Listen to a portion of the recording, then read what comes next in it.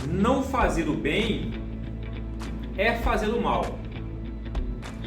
Não salvar a vida é matar. Ali, pela ilustração, vai ter um poço salva-vidas, chique ali, vermelho e branco, um mar. Até que o mar está tranquilo, mas está o tempo parecido com o nosso, né? Tá de cara o que a gente vai falar aqui. A gente ter condição, vendo alguém afogando e não salvar, é como se a gente estivesse matando essa pessoa. E por quê? O desdobramento está em Marcos capítulo 3, do verso 1 ao verso 6, que diz assim: em outra ocasião, Jesus entrou na sinagoga e notou que havia ali um homem com uma das mãos deformadas. Lembre bem, sinagoga, igreja, a igreja dos judeus. Um homem estava com a mão deformada, na sua versão pode estar com a mão mirrada, né? Os inimigos de Jesus observavam atentamente. Se ele curasse a mão do homem, planejavam acusá-lo, pois era sábado. Jesus disse ao homem com a mão deformada: venha e fique diante de todos. Em seguida, voltou-se para seus críticos e perguntou: o que a lei permite fazer no sábado? O bem ou o mal? Salvar uma vida ou destruí-la? Eles ficaram em silêncio diante dessa pergunta. O que a lei permite fazer no sábado? O bem ou o mal? Salvar uma vida ou destruí-la? Ficaram em silêncio diante dessas perguntas. O verso 5. Jesus olhou para os que estavam ao seu redor, irado, na NVT, e muito triste pelo coração endurecido deles. Então disse ao homem: estenda a sua mão. O homem estendeu a mão e ela foi restaurada. No mesmo instante, os fariseus saíram e se reuniram com os membros do partido de Herodes para tramar um modo de matar Jesus. Ficamos com esse texto aqui como destaque. O que a lei permite fazer no sábado? No sábado existia uma lei que não poderia fazer certas atividades. Você tinha que dedicar o seu dia ao Senhor. Trabalhos muito pequenos, caminhada muito pequena. Então eles na sexta, até às 18 horas, eles trabalhavam para que tivesse, a partir de 18 horas já era considerado sábado, a partir das 18 de sexta, e o sábado terminava às 18 do sábado. E entra nesse dilema. Havia na sinagoga, a sinagoga surgiu após o cativeiro babilônico, quando o templo de Salomão foi destruído, roubado, queimado, o ouro tirado para a Babilônia, e lá na Babilônia eles começaram a construir essas igrejinhas chamadas sinagogas, e até hoje existem as sinagogas. Ou seja, então, assim, na igreja, no lugar de adoração, havia Jesus, um homem com a mão deformada, religiosos, inimigos de Jesus, críticos de Jesus, com a lei debaixo do braço, usando a interpretação da lei numa visão humanista, sem misericórdia, sem justiça. E aí eles ficavam na expectativa de Jesus fazer alguma coisa de bom.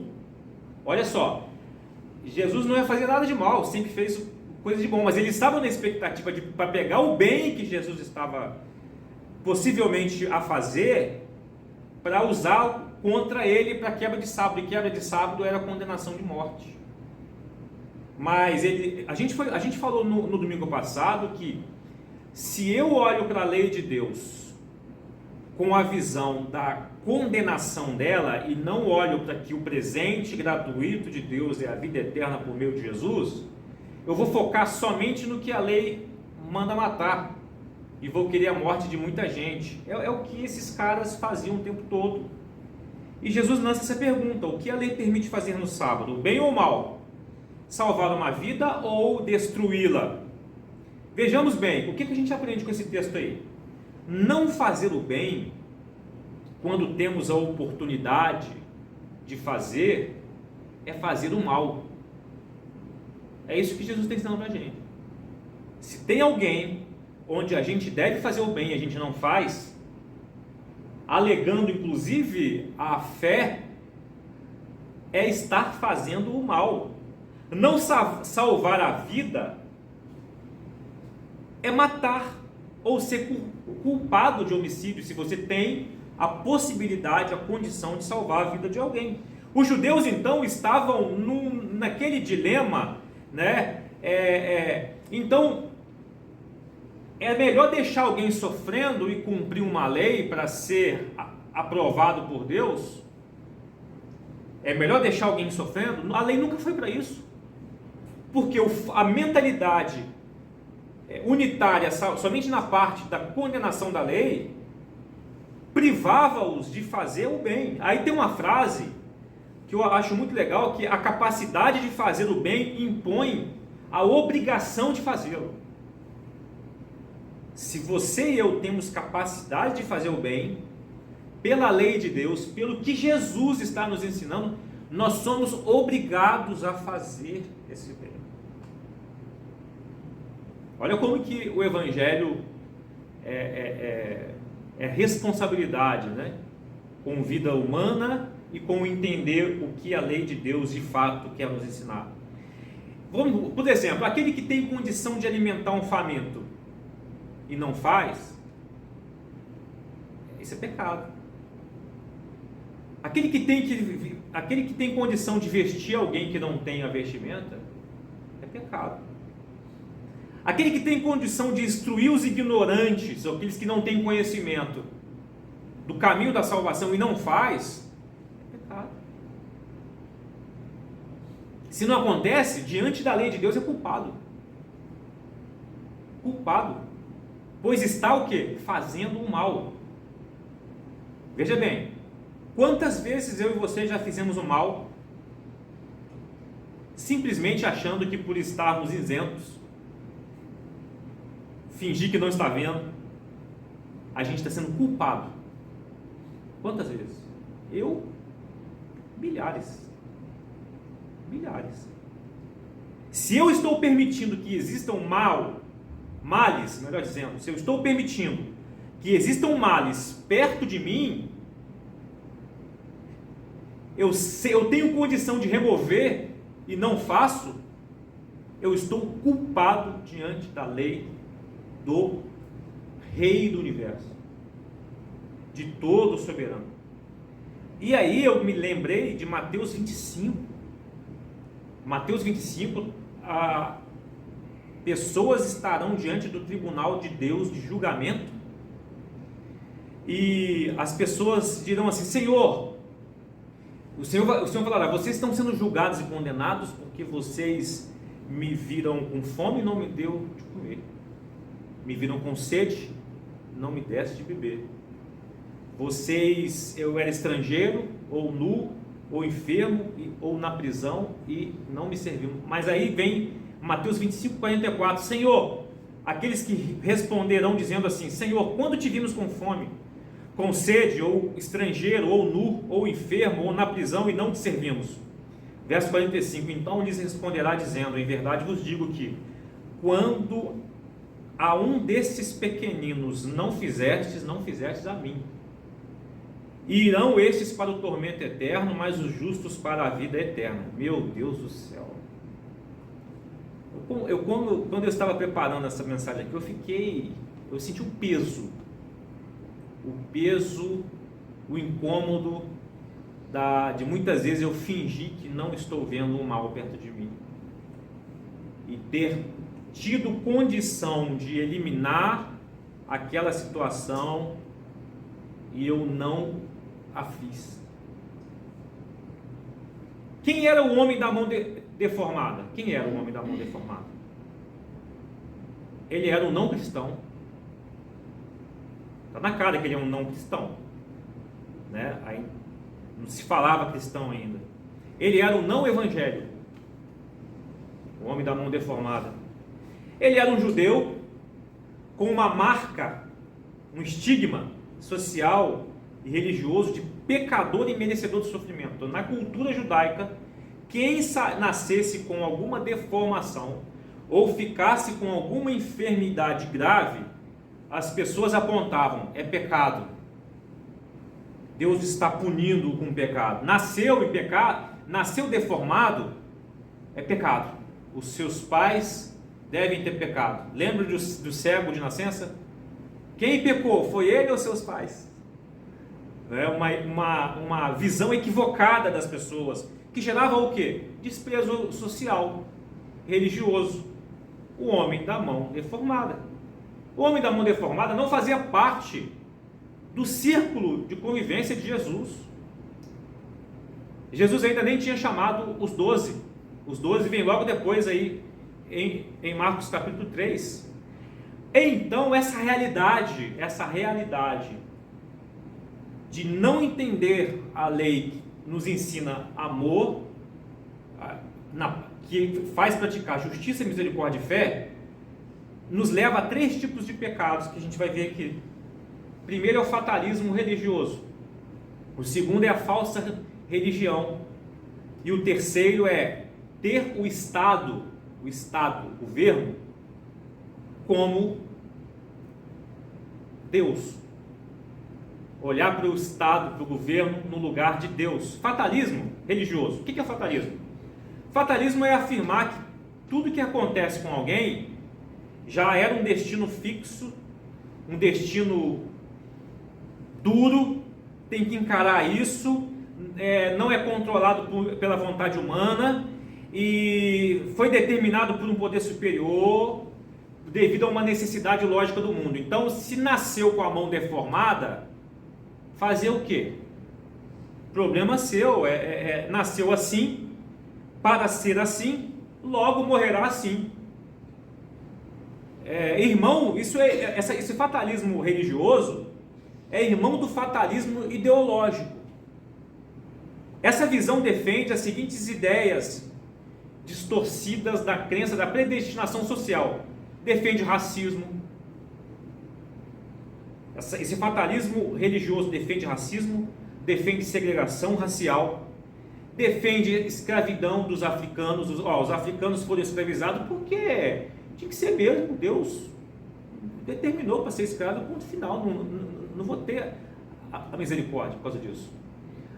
Havia sido programada a presença de um teólogo norte-americano no Nordeste, na conferência Consciência Cristã. Conhecem a conferência Consciência Cristã? Vocês conhecem? Então só vai os caras de ponta aí do meio teológico, da pregação. E é uma boa conferência cristã, é uma boa. Os temas são muito bons.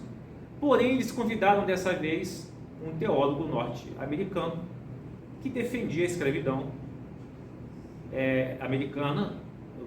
norte-americana, a escravidão africana, que foi importante e não tinha nada desse sofrimento, não.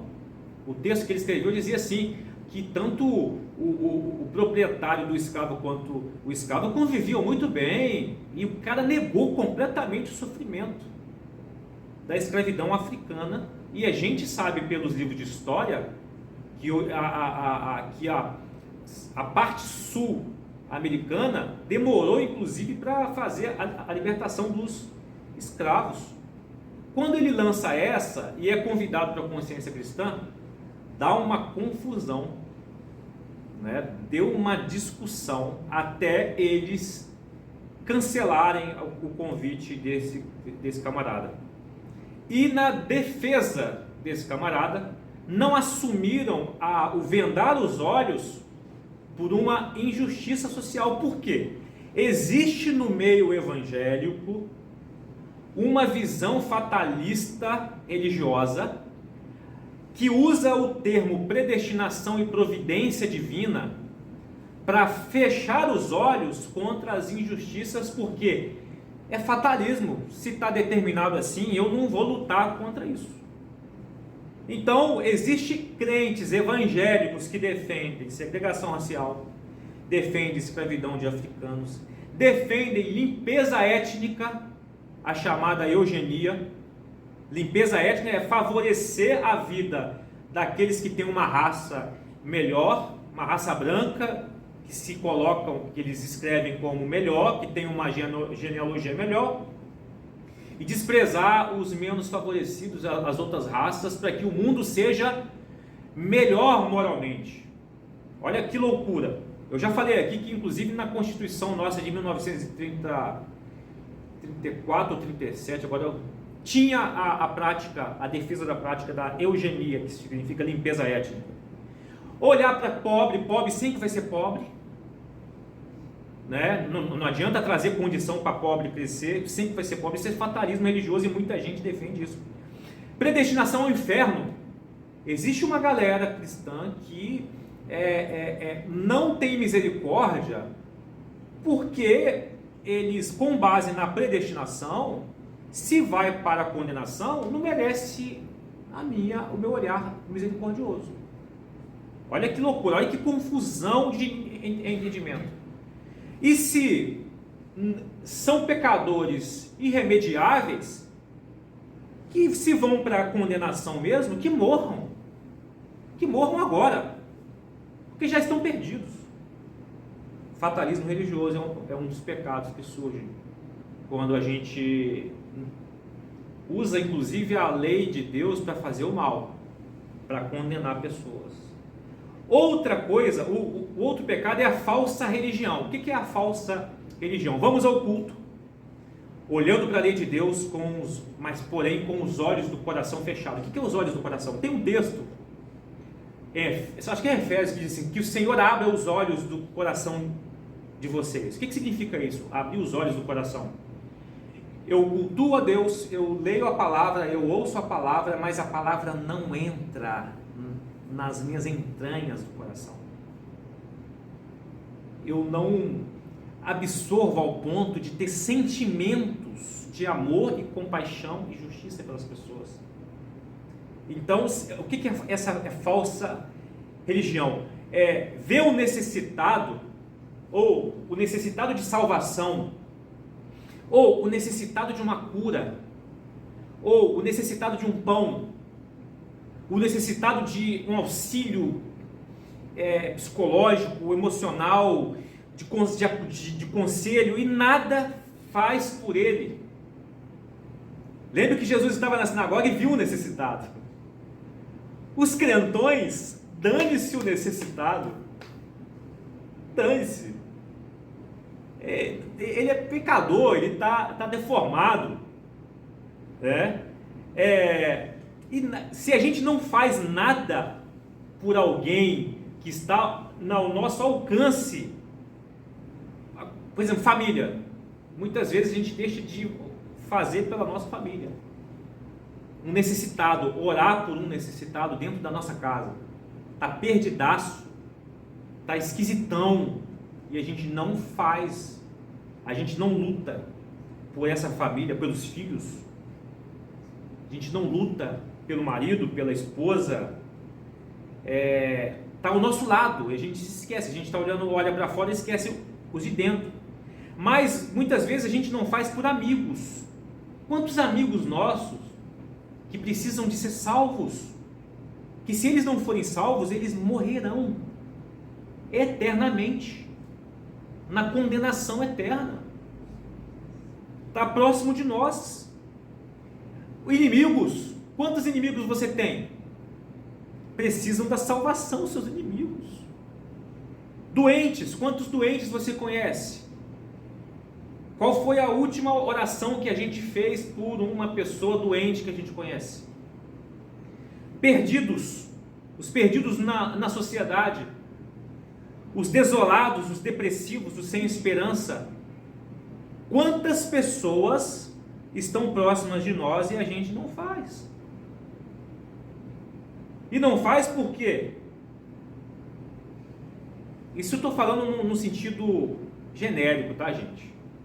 Pode ser que todo mundo aqui faz, tudo bem, mas no sentido genérico, ilustrativo.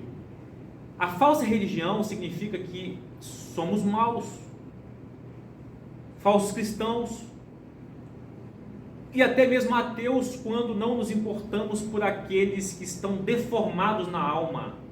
Quantas pessoas estão deformadas na sua alma? A alma está destroçada. Quando estão deformados no corpo, que foi falado aqui o texto, a mão estava deformada, mas e a alma das pessoas que convivem perto da gente? E a gente não observa intencionalmente. E o espírito dessas pessoas? A gente se preocupa com a vida espiritual dessas pessoas? Nossos círculos de amizade, onde tem pessoas mortas espiritualmente. Edilson, mas eu não sei o que fazer. No mínimo, você já falou com Deus sobre essa pessoa? Uma conversa só você e Deus sobre fulano de tal. Fulano de tal. Você já falou com Deus sobre essa pessoa? Você já orou pelo estado dessa pessoa? No mínimo, não sabe o que fazer, mas levar essa pessoa até Deus e orar pelo estado dela. Vai ter pessoas da sua e a minha convivência que a gente vai ter que se dedicar até mesmo numa oração em jejum pela libertação dessa pessoa.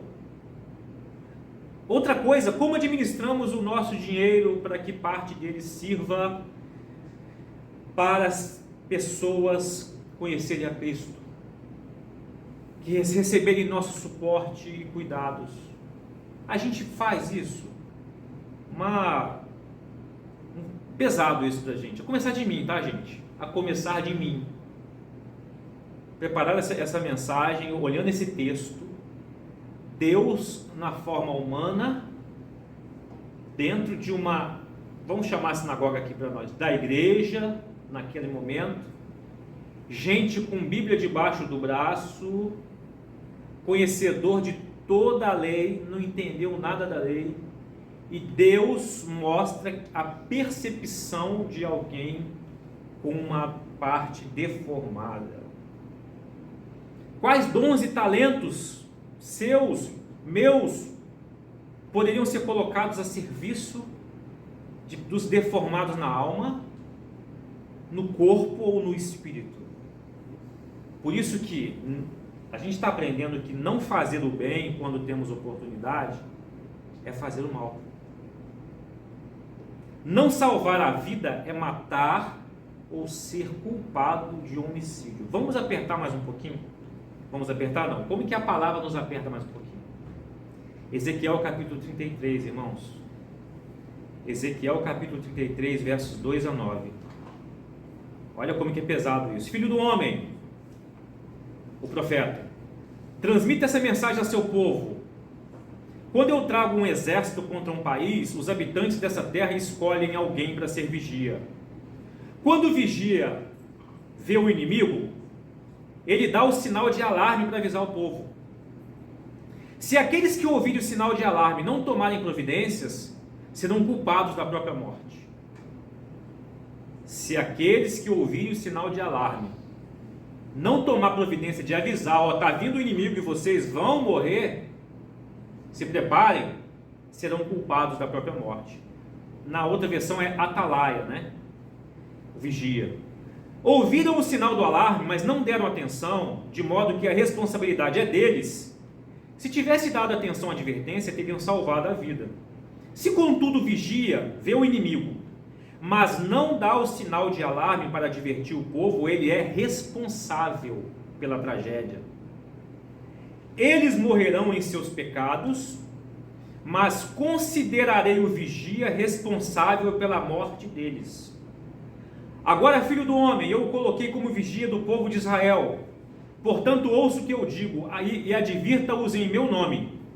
Se eu anunciar que alguns perversos certamente morrerão, e você lhes disser que mudem a sua conduta, eles morrerão em seus pecados, mas considerarei você responsável pela morte deles, se não avisar, para eles se arrependerem, né? Se contudo você os advertir ou avisar, para que mudem a sua conduta, e eles não o fizerem, morrerão em seus pecados, mas você salvará a sua vida. Ezequiel 33, 2-9. Pergunta para nós hoje: qual é o texto semelhante que Jesus nos ordenou a fazer? Quem se lembra aí?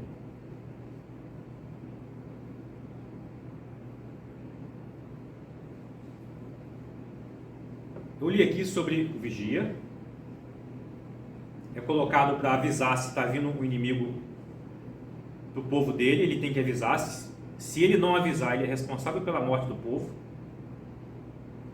E se ele avisar e o povo não mudar, ele não tem culpa, porque ele avisou, fez o papel dele. Qual é o texto semelhante que Jesus nos ordenou a fazer?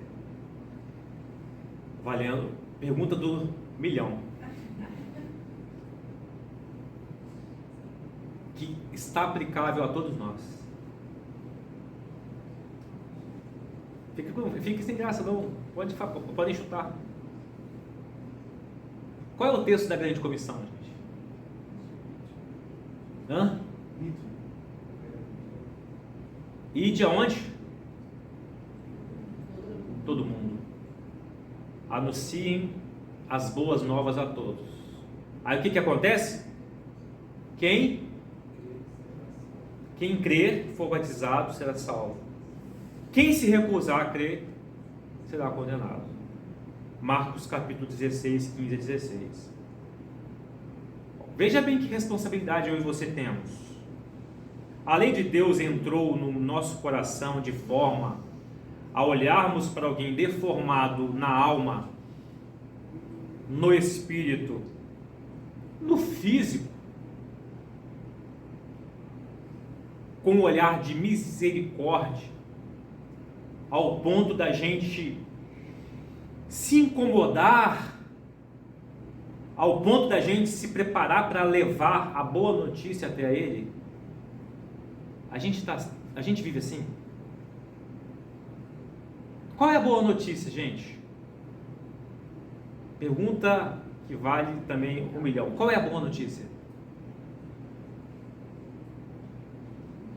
Qual é a má notícia? Vamos lá, a má notícia. A má notícia está todo mundo condenado. A boa notícia é que tem jeito. Tem jeito. Jesus deu essa comissão para mim e para você, gente.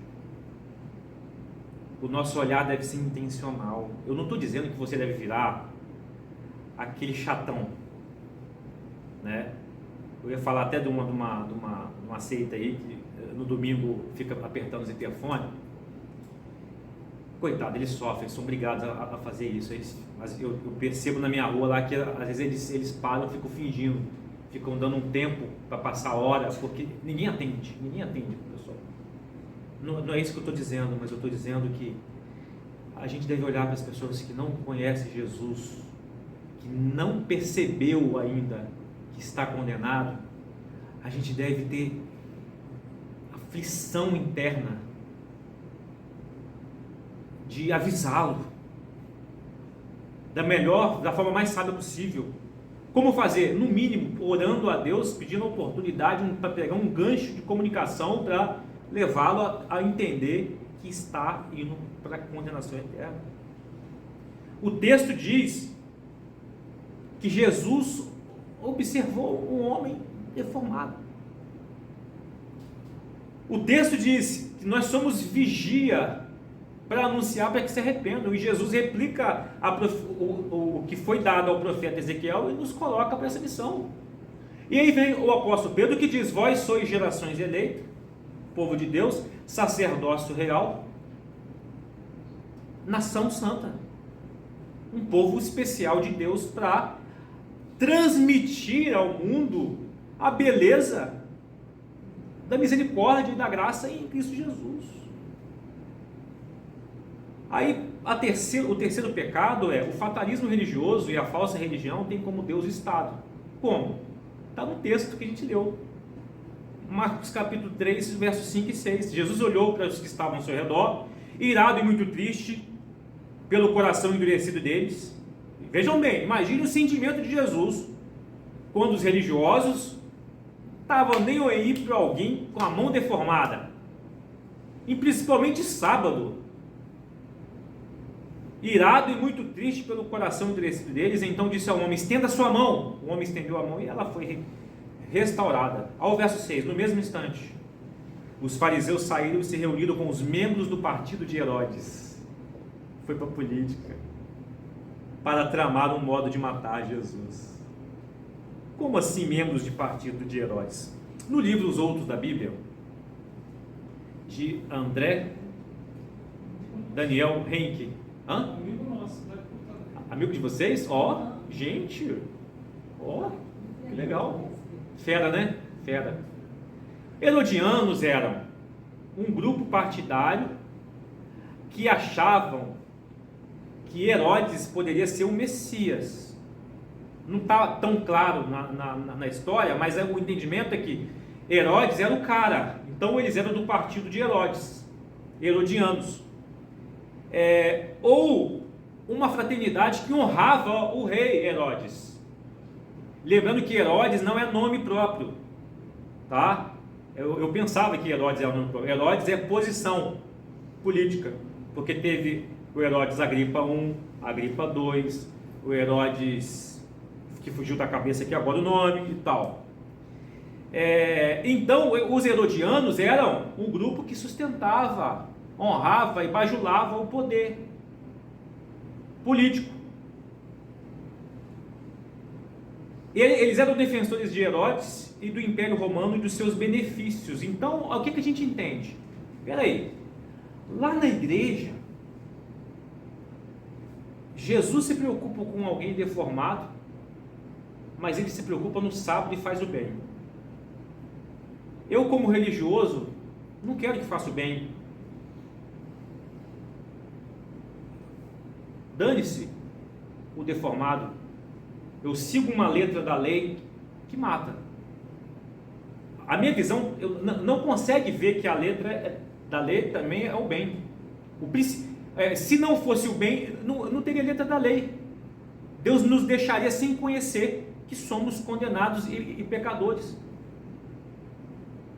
Aí eles largam Jesus, terminam o culto e vão para a política, para matar Jesus. Lembrando que, quando eu que sou cristão, procuro os meios desse mundo para assinar embaixo a minha fé e me dar autoridade na minha fé, eu estou com base numa visão de Satanás. Por quê? Lembre da tentação de Jesus? Satanás ofereceu os reinos desse mundo. O que ele ofereceu? Política.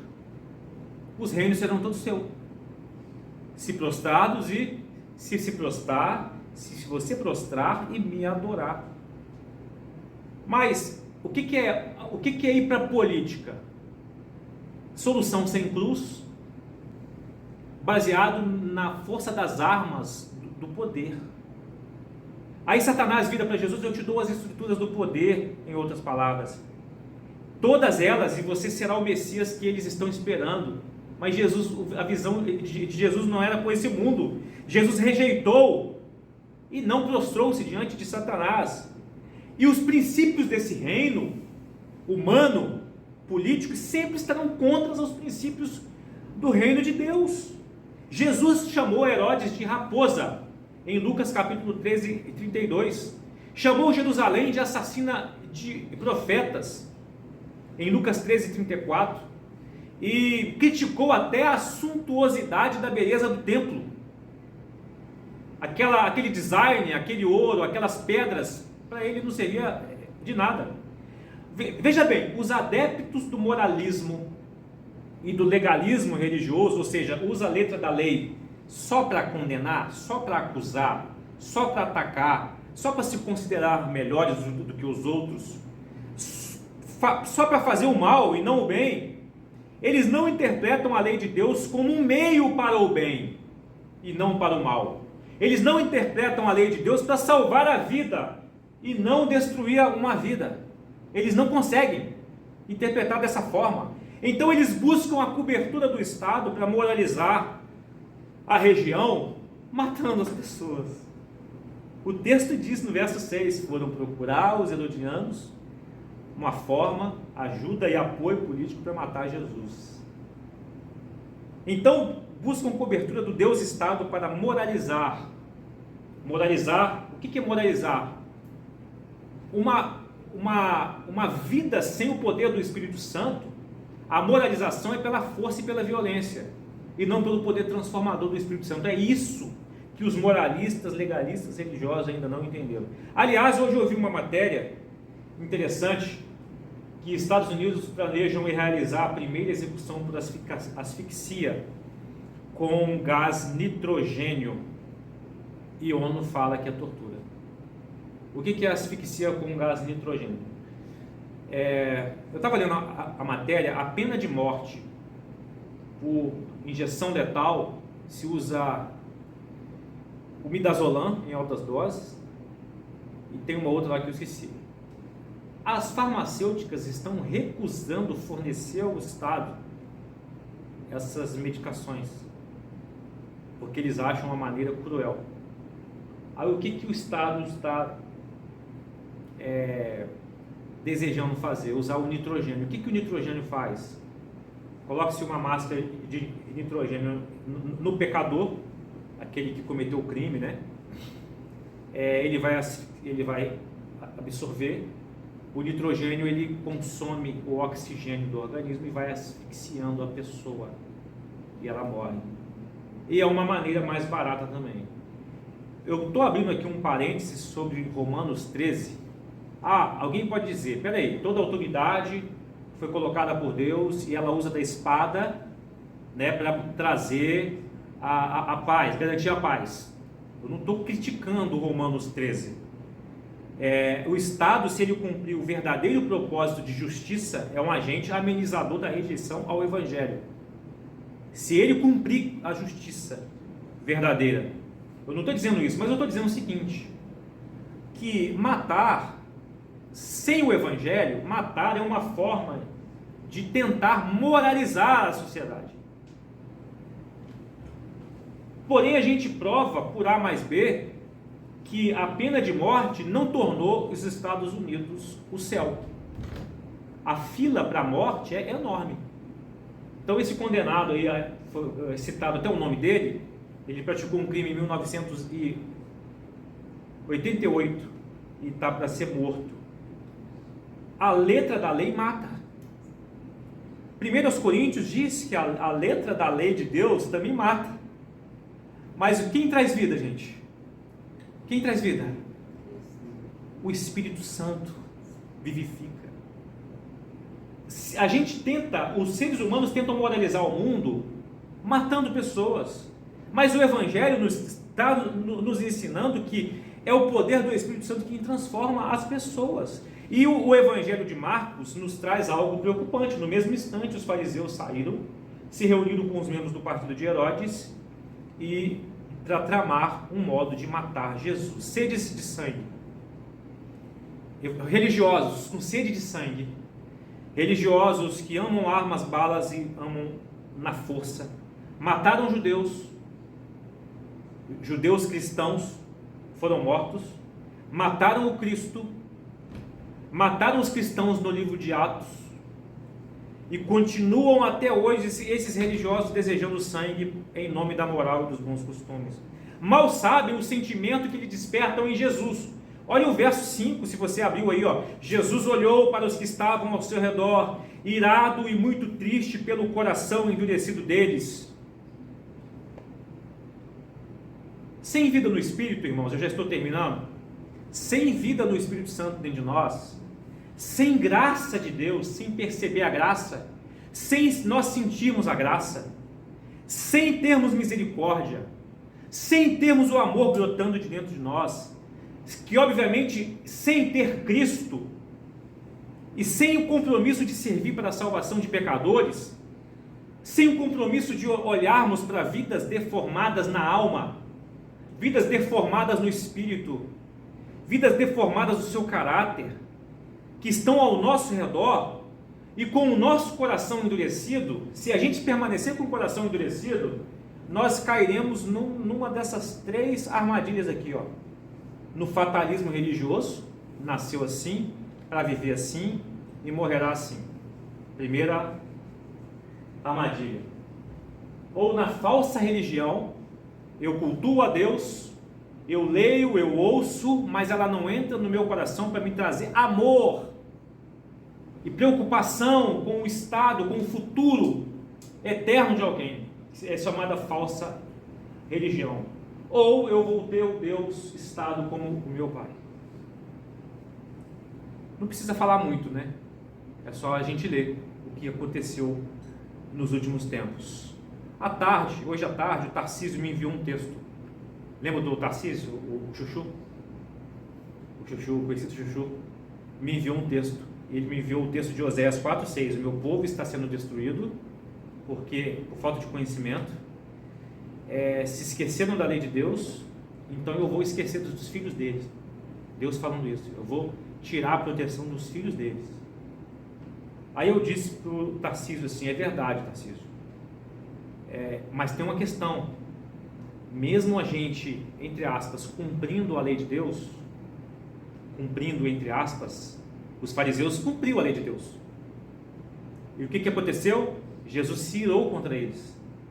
Jesus ficou triste com a dureza de coração deles. E eles cumprindo a lei de Deus. Mesmo cumprindo a lei de Deus, é possível nós estarmos nesse mesmo estado de esquecimento de quem Deus é. Mesmo sendo membro da Prisma, mesmo sendo cristão há 50 anos, é possível a gente correr o risco de estar no estado de esquecimento de quem Deus é. Em que estado nós estamos? Como é que está a minha e a sua vida no Espírito Santo? Está sem a graça? Sem a misericórdia? Sem o amor? Sem Cristo? Sem compromisso de servir da salvação de pecadores? E lembre agora das vidas que estão deformadas espiritualmente, estão ao nosso redor. Você conhece, você convive, você tem contato com essas pessoas, vidas deformadas que estão ao nosso redor. Pensem agora nas pessoas que você tem contato, que estão deformadas na alma, espiritualmente, indo para a condenação. O que você e eu estamos fazendo por elas? O que eu e você estamos fazendo por elas? Imagina no dia do juízo dessa pessoa, ela for condenada e ela lembrar que você e eu estivemos ao lado dela,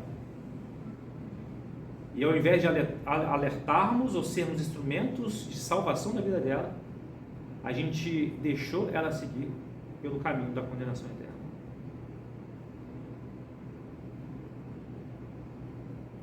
As pessoas que estão ao nosso redor, pela nossa prática e nossa conduta, olham mais para Deus, ou a gente que olha menos para Deus quando a gente está perto dela? Qual é o testemunho que a gente tem?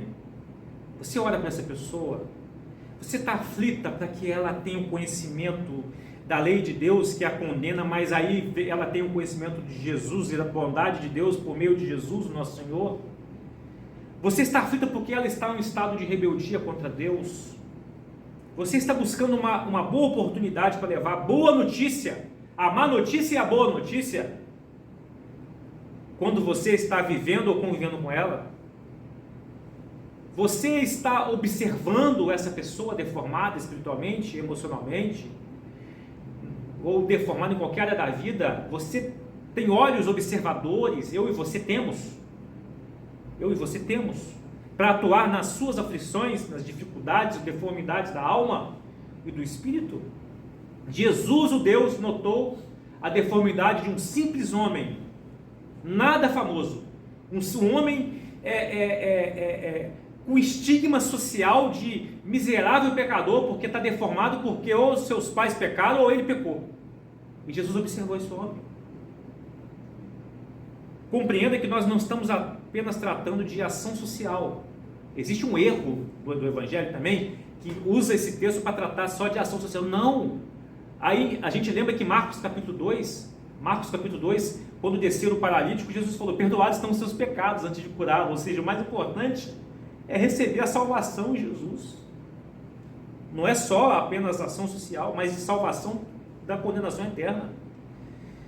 Antes da gente se voltar para ter misericórdia das pessoas, a gente precisa se arrepender de alguns comportamentos nossos. Começar de mim, irmãos, a gente precisa se arrepender.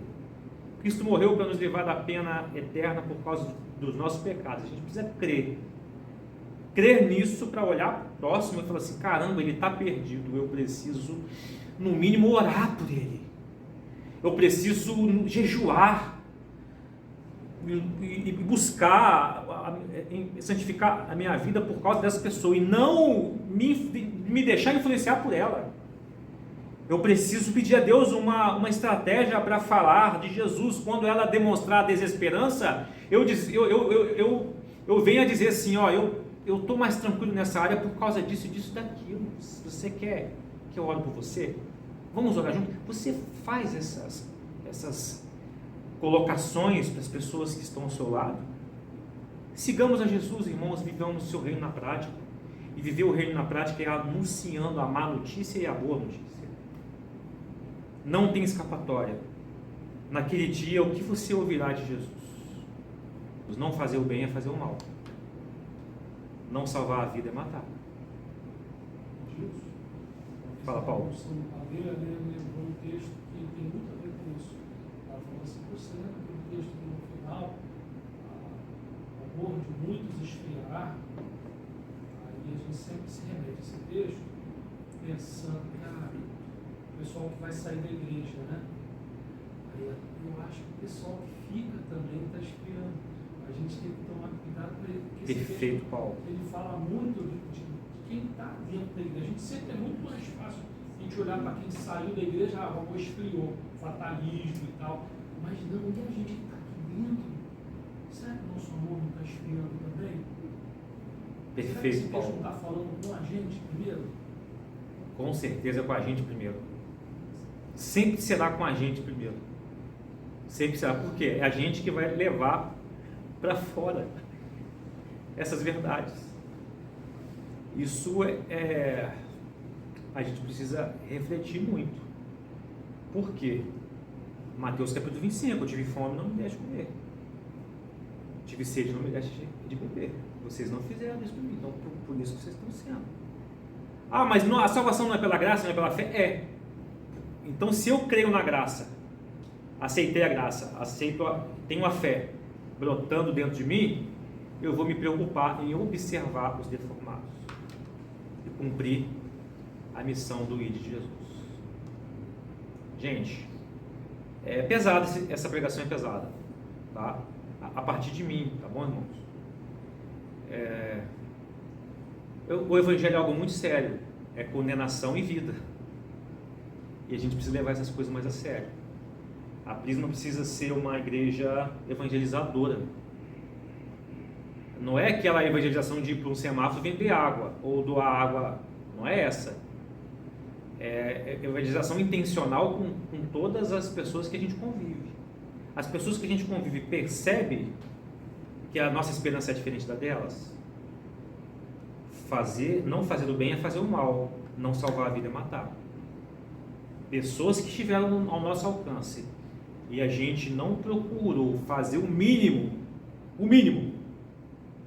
é orar por ela, pedindo a Deus uma oportunidade, ou o mínimo de ser intencional. A gente tem responsabilidade. Como que vai ser lá na eternidade? Eu não sei. Mas assim, é claro que salvação é pela graça, é claro que é pela fé, é claro.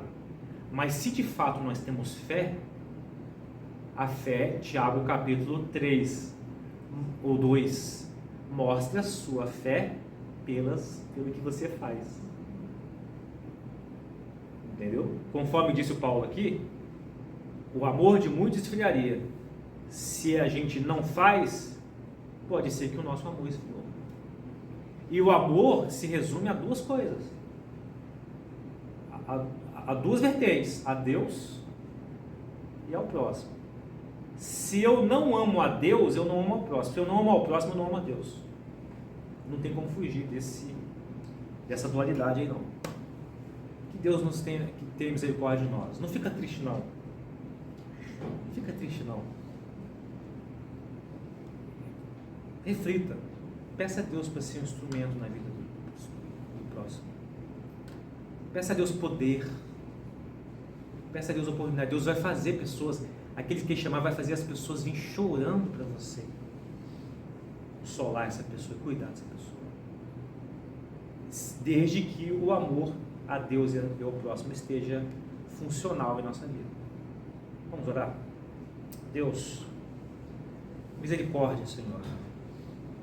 Misericórdia. Misericórdia, Senhor. Pode ser que o nosso amor tenha esfriado. Que o Teu Espírito Santo ilumine o coração de cada um aqui presente, Senhor. Ah, como eu queria que todos estivessem aqui.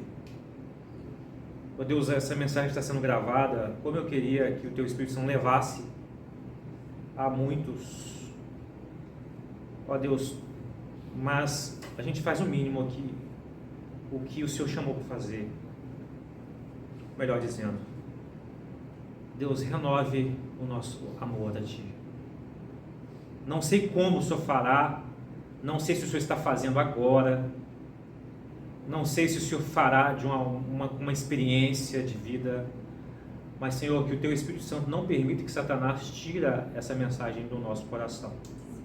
Não permita a gente ir para o caminho do fatalismo religioso e não permita que a gente caminhe numa falsa religião, Senhor, que diz que é cristão, mas na prática não é, porque não cumpre o principal mandamento comissionado por Jesus, que é ide e anunciar. Ó Deus, e não permita que a gente venha querer moralizar o mundo pelo poder da arma do Estado, a força do Estado. Não, Senhor. Quantos que se dizem cristãos estão pensando nisso? Fazendo isso, Senhor. Militando por causa disso. Não permita, Senhor. Que cada um de nós seja um instrumento do Senhor para levar a vida onde estiver. E aqueles que estão perdidos vejam a luz de Jesus. Use-nos a cada um aqui, nos tempos do Senhor. Mas não deixe a gente dormir em paz. Não deixe a gente descansar sem amar a Deus sobre todas as coisas e amar o próximo. Por favor, não deixe. É o que nós oramos em nome de Jesus. Amém.